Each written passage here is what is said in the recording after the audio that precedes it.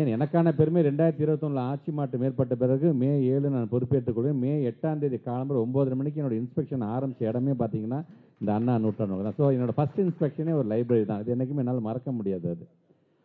அப்படி அந்த லைப்ரரி என்று வரும்போது எங்களுடைய ஆசிரியர் பெருமக்கள், எங்களுடைய பெருமதிப்புக்குரிய ஆசிரியர் பெருமக்கள் அறிவு சார்ந்த மாணவர்களை உருவாக்க வேண்டும் என்று ஆசைப்படும் பொழுது, அறிவு சார்ந்த தமிழ் சமுதாயத்தை உருவாக்குகின்ற மிகப்பெரிய பொறுப்பு யாருக்கு இருக்குன்னா எங்களுடைய நூலகர்கள் உங்கள் ஒவ்வொருவருக்கும் தான் இருக்கின்றது. அதை திறம்பட செய்வதன் காரணமாகத்தான். If I am not wrong, நம்முடைய கான்ஸ்டியூஷன்ல சயின்டிஃபிக் டெம்பர் தரும்னு நம்ம சொல்கிறோம் பார்த்தீங்களா, 51AH அப்படிங்கிற ஒரு விதியின் மூலமாக அதை முழுமையாக ஒட்டுமொத்த இந்தியாவிலே அதிகப்படியாக கவனம் செலுத்தக்கூடிய ஒரு மிகப்பெரிய ஒரு மாநிலம் நம்முடைய தமிழ்நாடு என்கிற அந்த பெருமை. அதுக்கு காரணம் இங்கே வருகின்ற நூலகர்களும் எங்களுடைய வாசகர் வட்டத்தை சார்ந்திருக்கின்ற நல்ல உள்ளங்களும் தான். அதனால தான் ஒவ்வொரு ஆண்டும் அது நல்ல நூலகர்கள் அப்படிங்கிறத கூட நம்முடைய முத்தமிழ் கலைஞர் தான் டாக்டர் SR அரங்கநாதன் விருது என்கிற அந்த பெயரை வழங்க வேண்டும் என்று சொல்லியிருக்கிறார். 1924 நம்முடைய சென்னை யூனிவர்சிட்டியில் வந்து ஒரு நூலகராக சேர்ந்தார். அதுலேருந்து கிட்டத்தட்ட ஒரு 20 வருடங்களுக்கு ஒரு நாள் கூட லீவே போய் எடுத்துக்காமல் பணியாற்றியவர் ஐயா அரங்கநாதன் அவர்கள். அவருடைய பெருமையை போட்டுக்கிற விதமாக அதான் லைப்ரரி சயின்ஸுக்கான ஒரு தந்தையாக அவர் நம்ம வந்து ஒட்டுமொத்தமாக நம்ம கொண்டாடுகிறோம். ஸோ அப்படிப்பட்ட ஒரு நல்ல நாளில் குறிப்பாக என்னால் மறக்க முடியாத ஒரு இன்ஸ்பெக்ஷன் ஆலங்குளம் தொகுதியில் அங்கே இருக்கின்ற ஒரு லைப்ரரியில் நான் பார்க்கும்போது அங்கே ஒரு என்னால் மறக்கவே முடியல. அவர் பேர் கல்யாண சுந்தரம் நினைக்கிறேன். அந்த ஐயா பேர் 80 வயதே கடந்தவர். அவரை பார்த்தீங்கன்னா அவர் வந்து இவர் வந்து நூலகத்துக்கு எதுக்கு வந்தார் அப்படிங்கிற மாதிரி நீங்கள் பார்ப்பீங்க. ஏன்னா அவர் அணிந்திருந்த உடை, அந்த தூக்கி கட்டிய அந்த வேட்டி, நடக்க முடியாமல் நடக்கக்கூடிய ஒரு விஷயம்.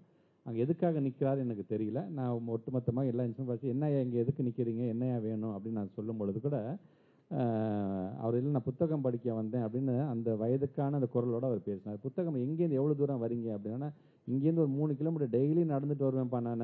டெய்லி அவருக்கு என்னை யாருன்னு கூட தெரியாது. நான் யார்ட்டையும் சொல்லாமல் தான் நான் போனேன். நான் டெய்லி நடந்து வருவேன்ப்பா. எனக்கு இந்த புத்தகம் படித்தாதான்ப்பா எனக்கு வந்து நிம்மதியாக என்னால் தூங்க முடியும். எனக்கு அது வந்து ஒரு விதமான எனக்கு நான் அதுக்கு ஒரு அடிக்ட் ஆகிட்டேன் அப்படிங்கிற மாதிரி, இதுக்கு நான் அடிமை ஆகிட்டேன்ப்பா நான் அப்படின்னாரு. ரொம்ப சந்தோஷங்க, உங்களுக்கு ஏதாச்சும் புத்தகம் வேணாலும் நீங்கள் சொல்லுங்க, நாங்கள் சொல்லிட்டு போகிறேன், நான் சொல்கிறேன்ப்பா நீ போப்பா அப்படின்னாரு. ஸோ என்னால் அதை மறக்க முடியாத ஒரு நினைவு எனக்கு அதெல்லாம்.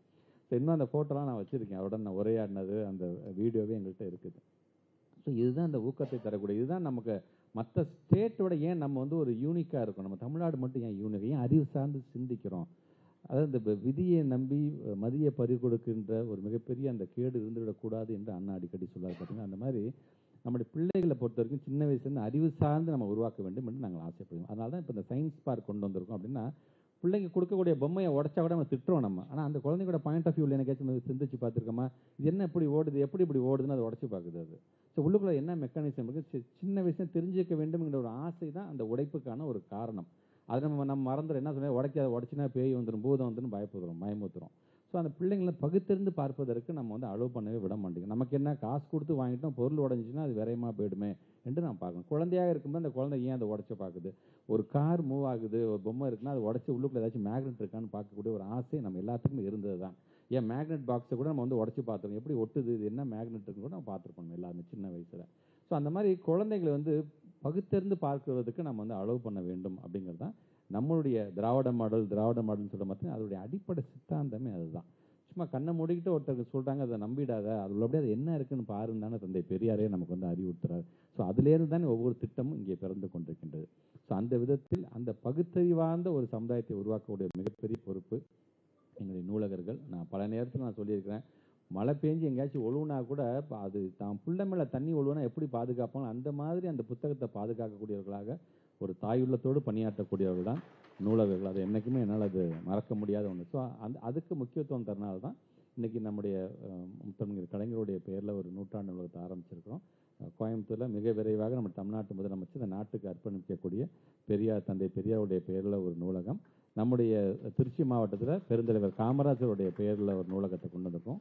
கடலூரில் வந்து இப்போ அஞ்சலி அம்மாளுடைய பெயரில் ஒரு நூலகம், திருநெல்வேலியில் பொறுத்த வரைக்கும் காகிதே மில்லத்துடைய பெயரில், சேலத்தில் பாரதிதாசனுடைய பெயர் என்று இன்றைக்கி நூலகம் சார்ந்து பல்வேறு விதமான முன்னெடுப்புகளை நாம் எடுத்துக்கொண்டிருக்கின்றோம்.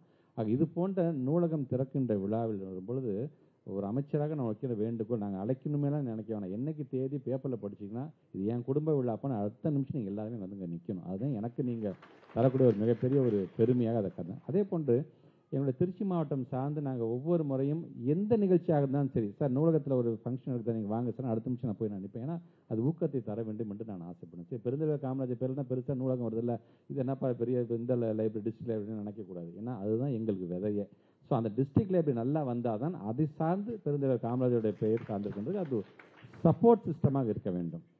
அப்படி ஒவ்வொரு முறையும் பார்க்கும்பொழுது எனக்கு மிகப்பெரிய பெருமை அந்த வாசகர் வட்டத்தை சார்ந்தவங்க அதை கொண்டாடுகின்ற அந்த விதம் இது எங்களோட குடும்ப விழா சார் என்று அவங்க ஒவ்வொருத்தரையும் ஊக்கப்படுத்துகின்ற விதமாக அவங்க லெவலுக்கு ஒரு விருது கொடுத்து அவங்களை பாராட்டுகின்ற விதமாக சின்ன குழந்தைங்க ஒரு எழுத்தாளராக இருந்துச்சு, அந்த சின்ன குழந்தையை வந்து பாராட்டது ஊக்கப்படுத்த வேண்டும் என்று ஆசைப்படுது.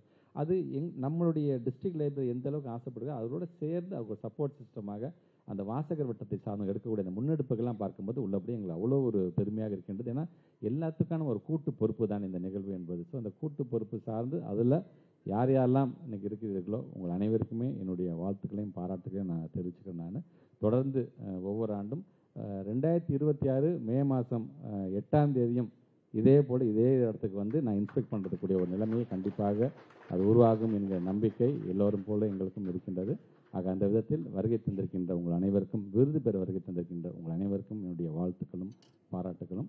விருதெல்லாம் முடிச்சுட்டு அவங்கவுங்க ஊருக்கு போகும்பொழுது மிக பாதுகாப்பான முறையில் நீங்கள் எல்லாம் அவங்க ஊருக்கு நீங்கள் சென்றிட வேண்டும் என்கின்ற என்னுடைய வாழ்த்துக்களோடு மீண்டும் ஒரு முறை வருகை தந்திருக்கின்ற உங்கள் அனைவருக்கும் என்னுடைய வாழ்த்துக்களையும் பாராட்டுகளையும் தெரிவித்து இந்த உரையை நிறைவு செய்கிறேன். நன்றி, வணக்கம்.